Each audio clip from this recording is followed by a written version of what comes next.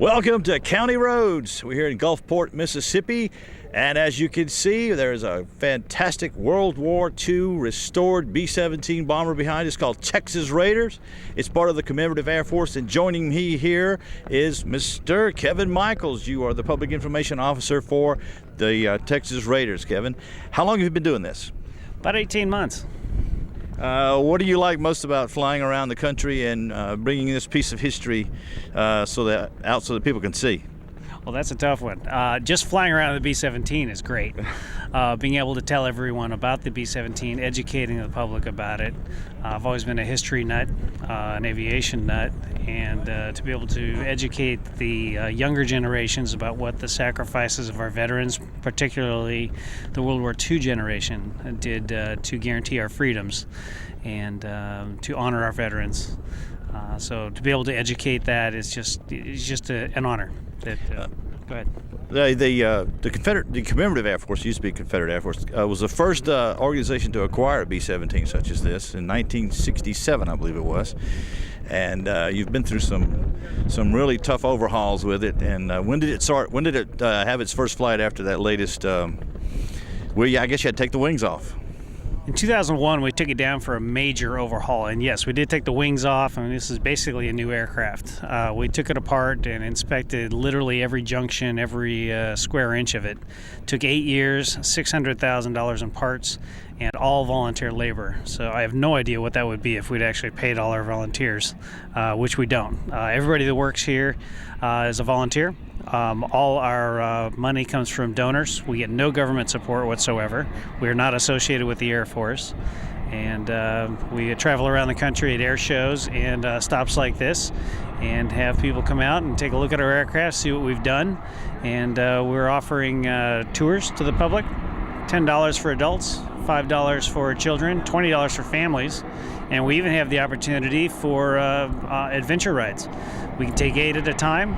6 people can go in the back at a cost of $475 and 2 in the front, and those are fantastic seats. Absolutely. $700 for the navigator, $750 for the bombardier, and all of this is tax deductible because we are a 501c3 corporation. Tax deductible to the IRS limits, of course, but if you're looking for a good tax deduction, what better place to put it than in a real live V-17?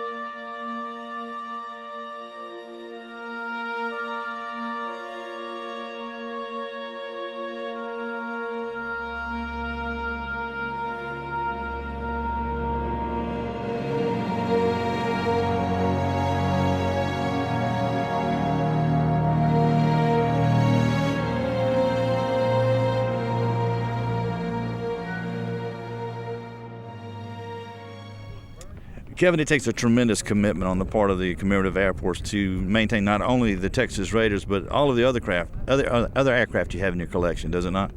Yes, it does. And actually, the vision of our founders back in 1957, they saw what was happening to all these wonderful warbirds from World War II era. They purchased a P-51 Mustang to start the collection, and that P-51 cost just $1,500 in 1957. The very next year, they purchased 2 F-8F Bearcats for a cost of $805 each, if you can imagine that. All these planes are multi-million dollars today because they just aren't around. The plane behind us was purchased for $50,000 in 1967, if you can believe that. That's not even an engine overhaul these days, is it? No, it's not. The costs of maintaining these things, just the propeller overhauls, which we literally just completed this year, is tremendous. So we rely on quite a lot of donations, air shows, and people coming down and showing their appreciation for what we've done to keep this plane in the air. Well, we can certainly appreciate what you've done, and this is a living, breathing piece of history that flies.